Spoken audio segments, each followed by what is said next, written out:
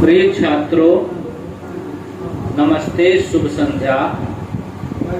मैं देवेंद्र कुमार सिंह, संस्कृत प्रवक्ता, Sardar Patel inter college Chirgaon Jhansi, आपका संस्कृत भारत पाठशाला चैनल में स्वागत करता हूँ। आइए, जो छात्र यूपी बोर्ड से हैं और चाहे उनका साहित्यिक हिंदी हो या सामान्य हिंदी, आज हम रस का अध्ययन करेंगे। जो दोनों विद्यार्थियों को पढ़ना है, चाहे वह सामान्य हिंदी पढ़ते हो चाहे साहित्यिक हिंदी, रस दोनों की हिंदी में है। रस पढ़ेंगे। परीक्षा में 2 नंबर का पूछता है। 2 प्रकार से प्रश्न पूछता है। एक तो पूछेगा कि श्रृंगार रस की परिभाषा उदाहरण सहित लिखो। श्रृंगार रस की, करुण रस की, वीर रस की, किसी की भी पूछ लेगा। एक प्रकार से यह पूछता है, कोई उदाहरण दे देगा और कहेगा इसमें कौन सा रस है, परिभाषा लिखो। इस प्रकार से प्रश्न पूछेगा। उस रस के पहले परिभाषा उदाहरण पढ़ने से पहले हम जानेंगे कि रस क्या है। रस का शाब्दिक अर्थ है कि हम कोई काव्य पढ़ते हैं, कविता पढ़ते हैं, नाटक पढ़ते हैं, उसको पढ़ने से जो हमें मन में आनंदानुभूति होती, आनंद आता है, उसी को रस कहते हैं। आप जैसे कोई पिक्चर देखते हैं, फिल्म देखते हैं तो मजा नहीं आता, तो कहते हैं पिक्चर बड़ी बोरिंग थी, बहुत बेकार थी। बोरिंग का मतलब कि नीरस थी, उसमें कोई रस नहीं था। तो जिसमें रस होगा तो उसी में आनंद आएगा, और जिसमें रस नहीं होगा उसमें आनंद नहीं आएगा। जिस प्रकार से आप बाजार में जाते हैं, नींबू लेते हैं, तो नींबू में किसका महत्व? रस का महत्व है। यदि रस नहीं होगा तो नींबू बेकार हो जाएगा। आम में रस नहीं होगा तो आम बेकार हो जाएगा। उसी प्रकार से काव्य में यदि रस नहीं है तो काव्य में मृत प्राय हो जाएगा। इसीलिए काव्य शास्त्रियों ने रस को काव्य की आत्मा कहा, कि रस काव्य की आत्मा है। जिस प्रकार से मनुष्य के शरीर में आत्मा का महत्व है, उसी प्रकार से रस में काव्य का महत्व। मनुष्य के शरीर में आत्मा का क्या महत्व है? यदि मनुष्य के शरीर में आत्मा नहीं रहेगी तो वह बेकार हो जाएगा, कोई काम का नहीं होगा, क्योंकि महत्व शरीर का नहीं है, महत्व आत्मा का। उसी प्रकार से काव्य में रस का बहुत महत्व है। कविता, कहानी, उपन्यास आप ही की किताब से पढ़ा रहे हैं, राजीव प्रकाशन की है। आप जब पढ़ें तो किताब सामने रखकर पढ़ें या इसी प्रकार से सुनते जाएं। यदि आपने एक बार कक्षा में पढ़ा है तो इस क्लास को भी देखेंगे, इस वीडियो को देखेंगे तो आपका दोहरा जाएगा, रिवाइज हो जाएगा, बहुत आपको फायदा करेगा। कविता, कहानी, उपन्यास आदि को पढ़ने या सुनने से या नाटक देखने से जिस आनंद की अनुभूति होती है, उसी को रस कहते हैं। रस काव्य की आत्मा है, बहुत इंपॉर्टेंट। जैसा कि हमने बताया, काव्य की आत्मा क्या है? रस है। रस काव्य की आत्मा है। आचार्य विश्वनाथ ने, संस्कृत के एक काव्य शास्त्री हुए हैं आचार्य विश्वनाथ। उनके ग्रंथ का नाम था साहित्य दर्पण। आचार्य विश्वनाथ ने अपने ग्रंथ साहित्य दर्पण में काव्य की परिभाषा देते हुए लिखा है, वाक्यम रसात्मकम काव्यम, अर्थात रसात्मक वाक्य ही काव्य। जो रसात्मक वाक्य है, जो रस से भरे हुए वाक्य हैं, वही काव्य। रस की निष्पत्ति के संबंध में भरत मुनि ने नाट्य शास्त्र में व्याख्या की। रस शास्त्र के प्रणेता हैं भरत मुनि, और भरत मुनि के ग्रंथ का नाम है नाट्य शास्त्र। सर्वप्रथम रस की परिभाषा भरत मुनि ने ही की है भरत मुनि ने परिभाषा दी है, विभावान भाव व्यभिचारी संयोगात रस निष्पत्ति। विभावान भाव व्यभिचारी संयोगात रस निष्पत्ति, अर्थात विभाव, अनुभाव तथा व्यभिचारी भावों के संयोग से रस की निष्पत्ति होती है। ये परिभाषा बन गई। जैसे कोई रस पूछेगा, रस की परिभाषा बताइए, तो रस की परिभाषा हो जाएगी विभाव, अनुभाव तथा संचारी भाव के संयोग से रस की निष्पत्ति होती है।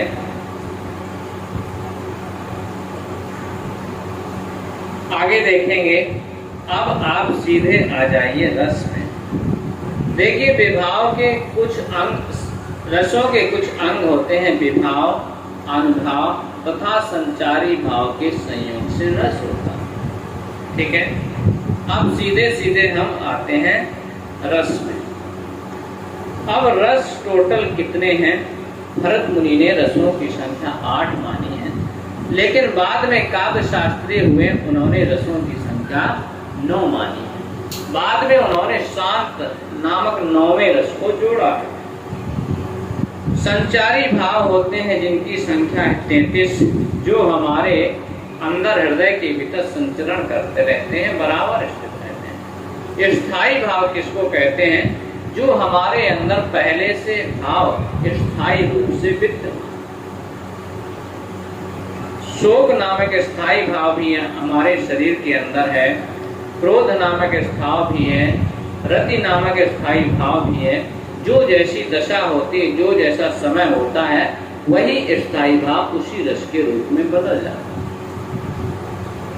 अब हम लोग देखेंगे श्रृंगार रस। श्रृंगार रस, श्रृंगार रस का स्थायी भाव है रति, दूसरा नाम है प्रेम। श्रृंगार रस का स्थायी भाव क्या है? रति, इसी को कहते हैं प्रेम। इसकी परिभाषा बनाएंगे विभाव, अनुभाव तथा संचारी भाव के संयोग से हृदय में स्थित रति नामक स्थायी भाव श्रृंगार रस में बदल जाता है। श्रृंगार रस को 2 भागों में विभाजित किया जाता है, यानी श्रृंगार रस 2 प्रकार का होता है, संयोग श्रृंगार और वियोग श्रृंगार। संयोग श्रृंगार को संभोग श्रृंगार कहते हैं और वियोग श्रृंगार को विप्रलम्ब श्रृंगार भी कहते हैं। अब देखेंगे संयोग श्रृंगार कौन सा होता है और वियोग श्रृंगार कौन सा होता है।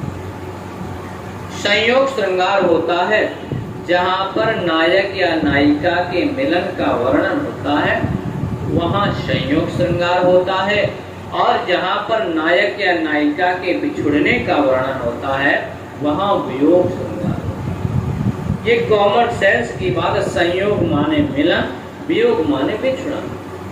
उदाहरण से समझेंगे। उदाहरण है जो जयशंकर प्रसाद द्वारा रचित है कामायनी। कामायनी का उदाहरण यहाँ पर रखा गया। कौन हो तुम बसंत के दूत, विरस पतझड़ में अति सुकुमार, घन तिमिर में चपला की रेख, तपन में शीतल मन है। कामायनी का यह उदाहरण है। कामायनी में जयशंकर प्रसाद लिखते हैं कि पूरे विश्व का प्रलय हो जाता है, पूरा संसार जलमय हो जाता है, केवल 2 ही व्यक्ति बचते हैं, एक श्रद्धा और दूसरा मनु। मनु और श्रद्धा के संयोग से फिर पुनः सृष्टि की रचना होती है।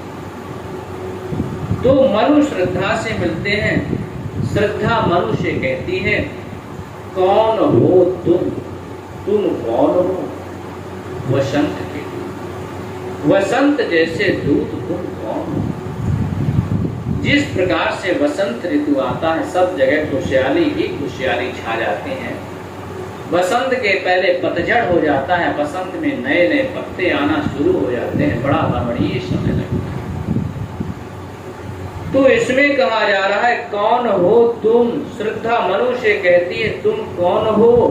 वसंत के दूत, वसंत जैसे दूत, मुझे वसंत जैसा अनुभव कराने वाले। यह संसार पूरा उजड़ गया था, मैं असहाय हो गई थी, मुझे कोई नहीं दिखाई दे रहा था, लेकिन तुम मुझे आकर के मिले, जिससे मुझे आशा जगी, मैं प्रसन्न हो गई। तुम ऐसे वसंत के दूत हो। विरस पतझड़ में अति सुकुमार, वसंत के पहले पूरा पतझड़ हो जाता है, वीरान हो जाता है, और बसंत में नए नए पत्ते आना शुरू हो जाते हैं। विरस पतझड़ में अति सुकुमार, इस पतझड़ में अति सुकुमार तुम कौन हो। घन तिमिर में चपला की रेख है। घन माने बादल, तिमिर माने अंधकार।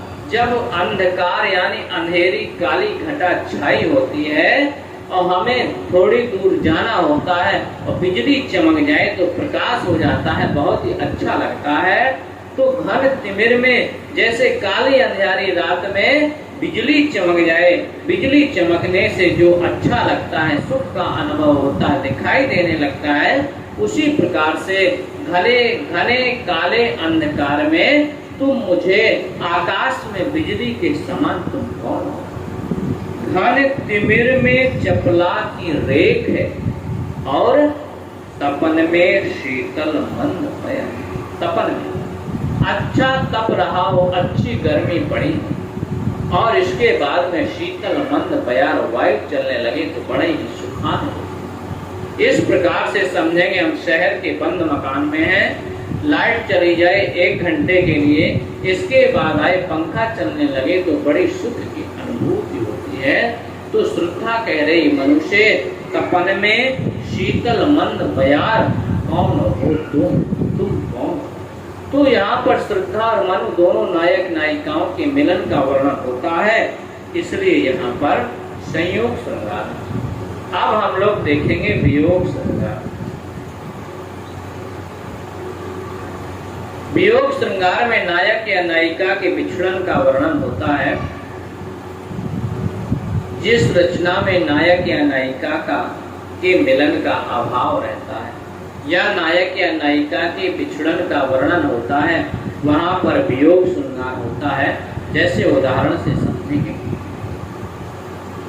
प्रिय प्रवास के रचनाकार हैं अयोध्या सिंह उपाध्याय हरिऔध। प्रिय प्रवास में पवन दूतिका नामक शीर्षक हरिऔध जी लिखते हैं। राधा जी पवन को दूत बनाकर के श्री कृष्ण के पास में संदेशा भेजती हैं। जिस प्रकार से महाकवि कालिदास ने मेघदूतम में मेघ को दूत बना करके संदेशा भिजवाया है, उसी प्रकार से अयोध्या सिंह उपाध्याय हरिऔध जी ने पवन को दूत बना करके श्री कृष्ण के पास संदेशा भिजवाया है। तो श्री कृष्ण और राधा दोनों नायक या नायिका बिछड़े हुए हैं, इसलिए यहाँ वियोग श्रृंगार है। उदाहरण देखेंगे, मेरे प्यारे नव जलद कंज से नेत्र वाले, जाके आए न मधुबन से और न भेजा संदेशा। मैं रो रो के प्रिय विरह से बावली हो रही हूँ, जाके मेरी सब दुख कथा श्याम को तू सुना। दादाजी कह रहे हैं पवन दूतिका से, पवन से कि ऐ पवन तुम्हें क्या करना है कि जाके मेरी सब दुख कथा। नीचे के लाइन से देखेंगे, तुम यहाँ से जाकर के और मेरी सब दुख कथा, जितनी भी मेरी सब दुख कथाएं हैं, उसको तुम्हें क्या करना है, श्याम को तुम सुना दे। तुम्हें मेरी सभी दुख कथाओं को श्याम को सुना, यही तेरा मेरे प्यारे नव जलद, जो मेरे प्यारे हैं। मेरे प्यारे कौन है, श्याम श्री कृष्ण है मेरे प्यारे। और वह श्री कृष्ण कैसे हैं, नव जलद। जलद माने होता है बादल, मेघ है, जो नए नए मेघ के समान है, ऐसे श्री कृष्ण। और कंज से नेत्र वाले, कंज माने होता है कमल, कंज से नेत्र वाले, कमल के समान नेत्र वाले। कमल नयन किसको कहा गया? श्री कृष्ण को कहा गया। कमल से नेत्र वाले कौन है? श्री कृष्ण। राधा जी कह रहे हैं कि मेरे प्यारे जो नव जलद नए मेघ के समान हैं और कमल से नेत्र वाले हैं। जाके आए न मधुवन से, वह मधुवन गए थे लेकिन वहां से लौट करके नहीं। जाके आए न मधुवन से और न भेजा संदेशा, वहां से लौट कर भी नहीं आए और कोई संदेशा भी उन्होंने नहीं। मैं रो रो के प्रिय विरह से, मैं रो रो कर अपने प्रिय के विरह से बावली हो रही हूँ, बावली हो रही हूँ, पागल सी हो रही हूँ। और तुझको क्या करना है? जाके मेरी सब दुख कथा श्याम को, तू यहाँ से जाकर के मेरी सब दुख कथा उस श्याम को। ये कौन कह रहा है? राधा जी कह रही हैं। किससे कह रही हैं? पवन से कह रही हैं। किस पाठ में कह रही हैं? पवन दूतिका में कह रही हैं। प्रिय प्रवास में लिखते हैं अयोध्या सिंह उपाध्याय हरि। यहाँ पर कौन सा श्रृंगार है? वियोग। परीक्षा में दो प्रकार से प्रश्न पूछेंगे, उदाहरण दे देगा और पूछेगा इसमें कौन सा रस परिभाषा लिखिए। या तो कहेगा कि संयोग श्रृंगार की परिभाषा उदाहरण लिखिए, या कहेगा वियोग श्रृंगार की परिभाषा उदाहरण। आगे देखेंगे हास्य रस। हास्य रस की परिभाषा बनाएंगे। देखिए हमें किताबी परिभाषा नहीं रखना, अपने दिमाग से समझना कि रस किसको कहते हैं। विभाव, अनुभाव तथा संचारी भाव के संयोग से हृदय में स्थित हास नामक स्थायी भाव हास्य रस में बदल जाता है। या तो इस प्रकार से लिखेंगे, किसी की वेशभूषा, परिधान या दृश्य को देख करके जो हृदय में हंसी उत्पन्न होती है उसे हास्य रस कहते हैं। उदाहरण से समझेंगे, माता ही पिता ही पुरानी भैनी के गुरु ऋण रहा सोच बढ़ जी। लक्ष्मण और परशुराम संवाद का की कथा सब जानते होंगे। लक्ष्मण और परशुराम जी का संवाद हुआ था जब राम जी ने धनुष तोड़ दिया था। परशुराम आए थे और बहुत नाराज हुए थे कि यह धनुष किसने तोड़ा। तो लक्ष्मण जी परशुराम के ऊपर व्यंग कस रहे हैं कि आप माता के ऋण से भी पूर्ण हो गए और गुरु के ऋण से भी पूर्ण हो गए। आप माता के ऋण से पूर्ण हो गए और पिता के ऋण से भी पूर्ण हो गए, उद्धार हो गए, लेकिन आपका गुरु का ऋण बाकी, इसको आप कैसे चुकाएंगे? एक समय की कथा है कि परशुराम जी के पिताजी नाराज हो गए माता जी से। तो परशुराम जी के पिताजी ने कहा परशुराम जी से कि तुम्हें माता का सिर काटना। परशुराम जी ने माता का सिर काट दिया। इसके बाद में उनके पिताजी ने कहा कि मैं तुमसे प्रसन्न हूं, वरदान मांगो। तो परशुराम जी ने कहा मेरी माता जीवित हो जाए। तो पिता की आज्ञा का पालन किया, इससे पिता के ऋण से पूर्ण हो गए और माता जी के प्राण बचाए, इसलिए माता के ऋण से भी पूर्ण हो गए। गुरु जी का ऋण था धनुष, जो अजगो था वह धनुष किसका था? गुरु जी का था और वह टूट गया। तो लक्ष्मण जी कह रहे हैं कि आपका गुरु का ऋण बाकी रहा, क्योंकि गुरु के धनुष की आप रक्षा नहीं कर पाए, वह टूट गया। इसलिए यह आपको सोचनीय है, आपको यह दुख उत्पन्न करेगा। माता ही पिता ही पुरानी भैनी के गुरु ऋण रहा सोच बढ़। इसमें कौन सा रस है? इसमें हास्य रस है। एक और रस देख लेते हैं, करुण रस। इसके बाद कल पढ़ेंगे। करुण रस की परिभाषा हम लिखेंगे, विभाव, अनुभाव तथा संचारी भाव के संयोग से हृदय में स्थित शोक नामक स्थायी भाव करुण रस में बदल जाता है। या लिखेंगे, किसी प्रिय व्यक्ति या वस्तु के नष्ट होने पर हृदय में जो दुख उत्पन्न होता है उसे करुण रस कहते हैं। उदाहरण देखेंगे, जथा पंख बिनु खग अति दीना, मणि बिनु फन करिबर कर हीना, अस मम जीवन बंधु बिनु तोहि, जो जड़ देव जियावे मोहि। तुलसीदास जी की रचना का है ये रामचरितमानस का। उस समय का दृश्य है जिस समय रावण से युद्ध चल रहा था और मेघनाद ने शक्ति का प्रयोग करके लक्ष्मण जी को मूर्छित कर दिया था।